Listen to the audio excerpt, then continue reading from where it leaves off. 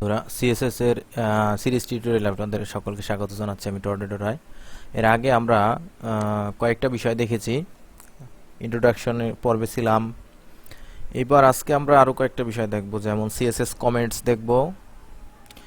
CSS comments আমরা শুরুতে দেখব, তারপরে সিএসএস কালার্স দেখব, কমেন্টস কালার্স। আচ্ছা, চলুন আমরা শুরু করি। প্রথমে আসি যে সিএসএস কমেন্টস। সিএসএস কমেন্টস কি? আগে আমি কমেন্টস কি করে সেই কথাটা একটু ব্যাখ্যা করে বুঝাই দিই। সেটা হচ্ছে, নোটপ্যাড আমি ওপেন করব। ওপেন করার পরে আমি বড় করলাম। যদি আমি বলি যে সিএসএস কমেন্টস,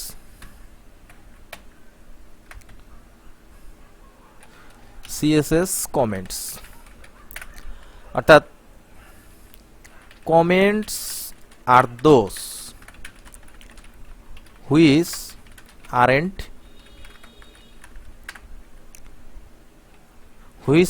কোডস। কমেন্ট হচ্ছে সেগুলো যেগুলো কোড না। Comments are used for understanding the necessity of certain codes। অর্থাৎ কমেন্ট আমরা ব্যবহার করব কোনো একটা তথ্য ওই কোডের মধ্যে দেওয়ার জন্য।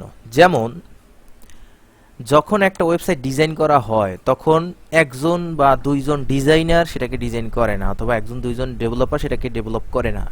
অধিকাংশ ওয়েবসাইট ডিজাইন করা হয় টিম ভিত্তিক। অর্থাৎ এখানে আমি যে হেডিংটা লিখেছি, যেমন H1 ট্যাগের মধ্যে যে আমি হেডিংটা লিখেছি, এইটা যে একটা হেডিং, এটা আমি কিভাবে বুঝতে পারবো? অথবা এটা যে প্রথম পেজের হেডিং কিনা, এটা আমি কিভাবে বুঝতে পারবো? যখন আমরা একটা ওয়েবসাইটের মধ্যে যখন কয়েকটা পেজ থাকে, তখন কোন পেজের জন্য আমরা করতেছি, বা একটা পেজের মধ্যেই যখন অনেকগুলো পার্টস থাকে, তখন কোন পার্টসের জন্য আমরা এই কোডগুলো লিখতেছি, এটা আমাদের বোঝার জন্য কমেন্টসের দরকার পড়ে। অথবা এরকম হতে পারে যে আমি ডেভেলপ করতেছি, হয়তো কাজটা কিছুদিন বন্ধ ছিল, তারপরে যখন আমি আবার কাজটা শুরু করতে যাচ্ছি, তখন আমি ভুলে গেছি যে এই কোডটা যে আমি লিখেছিলাম কিসের জন্য লিখেছিলাম। আরও একটা কাজের জন্য আমাদের এটা ব্যবহার করা লাগে। যেমন HTML এও একটা আপনার কমেন্টস আছে, আবার CSS এও একটা কমেন্ট আছে। যেমন আমি CSS যদি একটা কমেন্ট এখানে লিখি, যেমন আমি এখানে একটা জিনিস দেখাচ্ছি যে এরপরে আমি, এটা আমাদের প্রথম পেজ শেষ, এরপরে আমি একটা দ্বিতীয় পেজের জন্য একটা ডিভ নিব।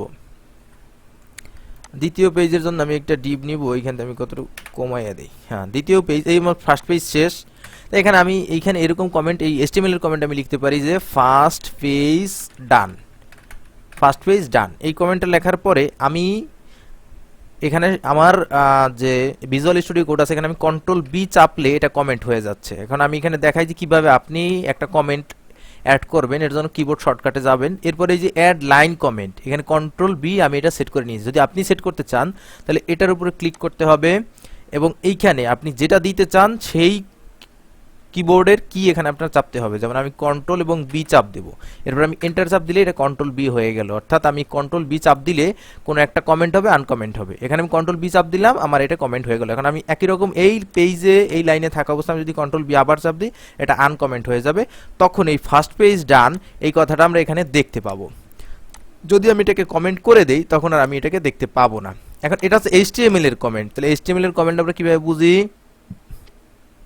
শুরুতে এরকম, মাঝখানে কথাটা, শেষে আবার এরকম, এবং এইখানে অবশ্যই একটা সাইন অফ এক্সক্লামেশন আছে, বিস্ময়সূচক চিহ্ন। এবার CSS এর কমেন্ট, আমি যাচ্ছি ফার্স্ট পেজ ডানের পরে, এখন আমি সেকেন্ড পেজ করতেছি, তাহলে আমি এখানে লিখে নেব second page starts from here. এটা করার পরে কন্ট্রোল আমি একই রকম B চাপ দেবো, অর্থাৎ আমি এখান থেকে সেকেন্ড পেজ শুরু করেছি। এখন সেকেন্ড পেজের যে আমি CSS দেবো, সেখানে এখানে আমি এরকম লিখে নিব যে সেকেন্ড পেজ স্টার্টস হিয়ার। এখান থেকে সেকেন্ড পেজ শুরু হলো। তাহলে CSS এর কমেন্ট কি?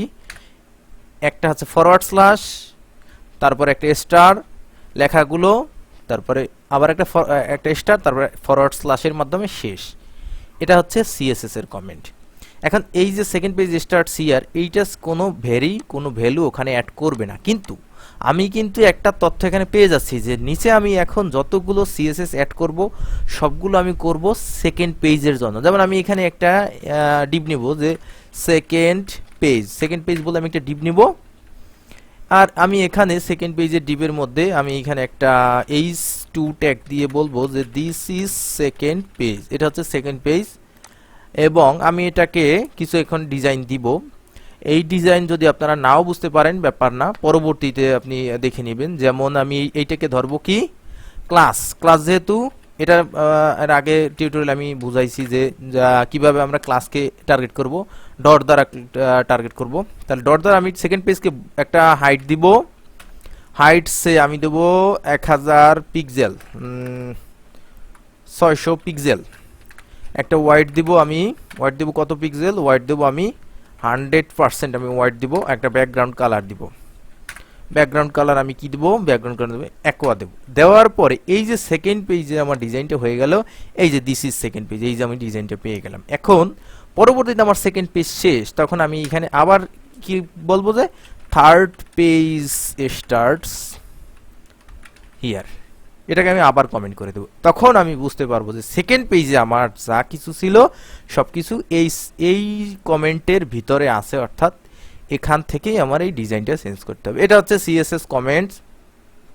সিএসএস কমেন্টস এর মাধ্যমে আমরা এইরকম ভাবে, এবং অবশ্যই যারা প্রফেশনালি ডেভেলপ করে ওয়েবসাইট তৈরি করে তাদের এরকম কমেন্টস ইউজ করে করেই লিখতে হয়, না হলে আপনি যখন নিজে তৈরি করবেন তখন আপনি নিজেই দেখবেন যে খুঁজে পাচ্ছেন না যে আপনি কোন জায়গা থেকে কোনটা আপনি চেঞ্জ করবেন। দেখবেন একটা চেঞ্জ করতে যাচ্ছেন আর একটা চেঞ্জ করে ফেলতেছেন, ফলশ্রুতিতে আপনি ব্যর্থ হবেন, সঠিকভাবে আপনি নিজেই করতে পারবেন না, যেটা অনেক সময় সাপেক্ষ হয়ে যাবে আপনার জন্য এবং আপনার বিরক্তির কারণ হবে।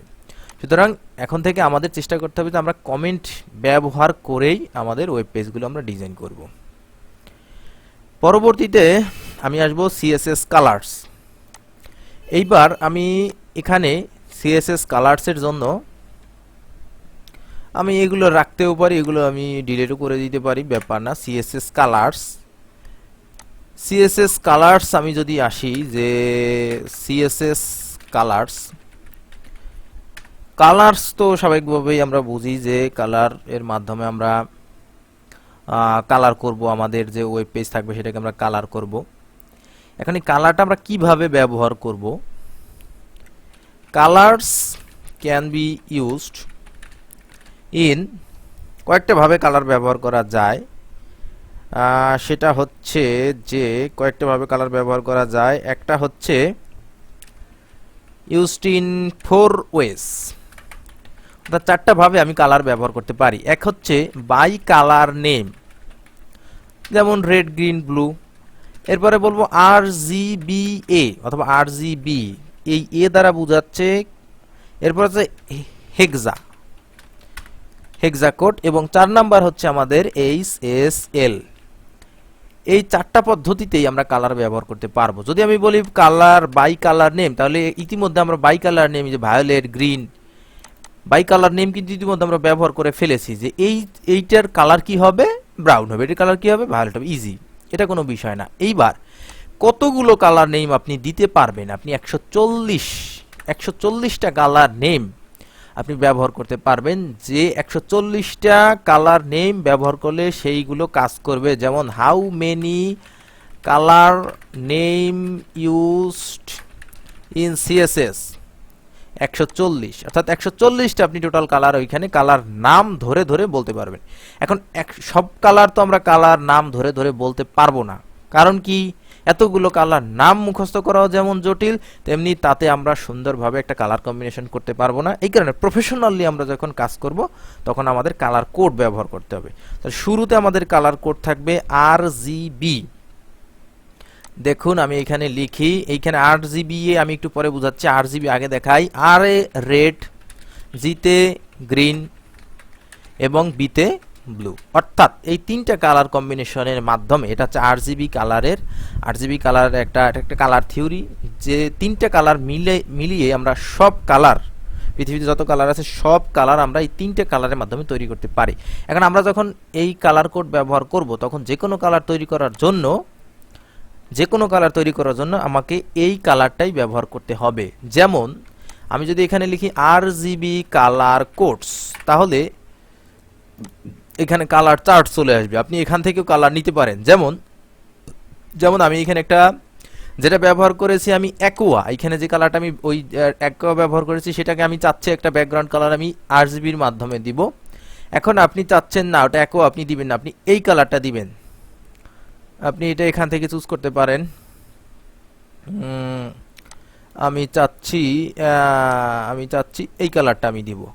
তখন 8 জিবি কত হবে, রেডে হবে 232 195 13। তখন আমি এটা কি করব, আমি এটাকে এটা বাদ দিয়ে আমি বলবো RGB। 8 জিবির পরে একটা ফার্স্ট ব্র্যাকেট, তারপর কত ছিল দেখার দরকার নাই, যা খুশি তাই বসাই দেন, কোনো না কোনো কালার চলে আসবে। 40 কি কালার চলে আসছে, রেড কালার চলে আসছে। এখন এই 244 এর জায়গায় আমি যদি খালি 44 ব্যবহার করতাম, কি কালার চলে আসছে, এই কালার চলে আসছে। তখন কিরকম দেখাইতো, এরকম দেখাইতো। এটা হচ্ছে RGB, অর্থাৎ রেড গ্রিন ব্লু। এখানে রেড এর ভ্যালু 44, গ্রিন এর ভ্যালু 12 এবং ব্লু এর ভ্যালু 40। এইখানে আমি যদি আরেকটা কাজ করি, এখন আপনি চাচ্ছেন এই যে এটা মানে ব্যাকগ্রাউন্ড আছে, এই ব্যাকগ্রাউন্ড বেশি ডিপ, আপনি এটাকে একটু লাইট করতে চাচ্ছেন, তখন আপনি এইখানে একটা এ লাগাইয়া দেন এবং এইখানে আরেকটা ভ্যালু দিবেন 0 পয়েন্ট সামথিং। যেমন আমি যদি 0.5 দেই তাহলে এটা অর্ধেক হয়ে যাবে। এই যে এটা অনেকটাই লাইট হয়ে গেছে। এবার আমি যদি এখানে 0.9 দেই তাহলে আবার ডিপ হয়ে যাবে। আমি যদি 0.1 দেই তাহলে এটা একেবারেই হালকা হয়ে যাবে। অর্থাৎ এটা কি, এটা হচ্ছে ট্রান্সপারেন্সি বলতে পারেন, অথবা অন্যদিকে ওপেসিটিও বলতে পারেন। যেমন ওই এর মানে হচ্ছে RGBA ফুল মিনিং যদি আমি এখানে লিখে সার্চ দেই তাহলে আসে আলফা। এই আলফাটাই হচ্ছে এইখানে আমরা যেটা ব্যবহার করতেছি তার ভ্যালু, এই যে 0.1, এই 0.1 এটা হচ্ছে RGBA। এটা গেল হচ্ছে আমাদের কি গেল, RGB ভ্যালু। এরপরে আমরা বলছি যে হেক্সা, এই একই জায়গায় এই হেক্সা কালার আছে, এটা আমার দেখানোর কিছু দরকার পড়বে না। এই হচ্ছে আমাদের হেক্সা কোড। হেক্সা এখানে আমাদের 6টা কালার থাকবে এবং শুরুতে একটা হ্যাশ লাগবে। যেমন আমি একটা কালার যদি চুজ করি, এই যে এই কালারটা আমি চুজ করছি, তাহলে হ্যাশ D113B8। এই কালার কোডগুলো মুখস্থ রাখা এত সহজ না। আমি এই সম্পূর্ণটা এখান থেকে বাদ দিয়ে আমি একটা হ্যাশ লাগাইয়া এইটাকে আমি দিয়ে দেব এবং হয়ে গেল আমার এই কালার আমি পেয়ে গেলাম। এই যে আমি এখন এই যে আমাদের কালার পেয়ে গেছি, এটা গেল হেক্সা। এটা কালার প্যালেট W3 স্কুলেও আমাদের কালার প্যালেট আছে, কালার প্যালেট এই যে বিভিন্ন ধরনের আমাদের কালার প্যালেট আছে হেক্সা কোডের জন্য। যেমন এই যে সুন্দর একটা কালার প্যালেট আছে, এটা কালার কম্বিনেশন। এটা হচ্ছে যার যার ব্যক্তিগত ব্যাপার, কে কেমন কালার দিয়ে ডিজাইন করবে। এটা হচ্ছে HSL। যদি আমি এখন এখানে লিখি যে RGB কালারের পরিবর্তে আমি যদি লিখি HSL কালার কোড, তখন HSL কালারে HSL এন্ড HSLA, ওই এ বলতে একই রকম, আবার আলফা। HSL কালার ভ্যালু হচ্ছে কি রকম, এই যে 0 100% 50%। এখানে হচ্ছে হিউ স্যাচুরেশন, এইটাকে আমি এখানে কপি করে আমি এখানে লিখে দেই যে হিউ স্যাচুরেশন আর হচ্ছে lightness, hue saturation HSL hue saturation lightness. অর্থাৎ এই হিউ স্যাচুরেশন লাইটনেস দ্বারাও আমরা কালার তৈরি করতে পারি। যেমন আমি এখানে যদি বলি HSL 0 100% 50%, তখন আমাদের কোন কালার চলে আসবে, যতদূর সম্ভব রেড কালারই এখানে চলে আসবে। রেড কালার চলে আসলো। এইবার আমি যদি এখানে 0 বদলে 10 দেই তাহলে কালার আরো চেঞ্জ হয়ে গেল। 0 বদলে যদি 190 দেই তখন এই কালার হয়ে গেল। এইটা হচ্ছে আমাদের হিউর আলাদা কোড আছে। যেমন আমি যদি এখানে 90 দেই তখন অন্য একটা কালার চলে আসবে। এটা হচ্ছে আমাদের HSL। এভাবে আমরা ব্যবহার করতে পারবো। এবার এখানে যদি আমি গিয়ে বলি 0.5, তখন কি হলো, তখন এই কালারটা চেঞ্জ হয়ে গেল। তখন কারণ আমি এখানে একটা আলফার মান দিয়েছি, এটা হচ্ছে HSL, এটার কালারটা ওইরকম ভাবে আমাদের চেঞ্জ হয়ে যাবে। এই হচ্ছে আমরা বলতে পারি মোটামুটি ভাবে যে কালার আমরা এভাবে ব্যবহার করব এবং আমরা কমেন্টস ওইভাবে ব্যবহার করব।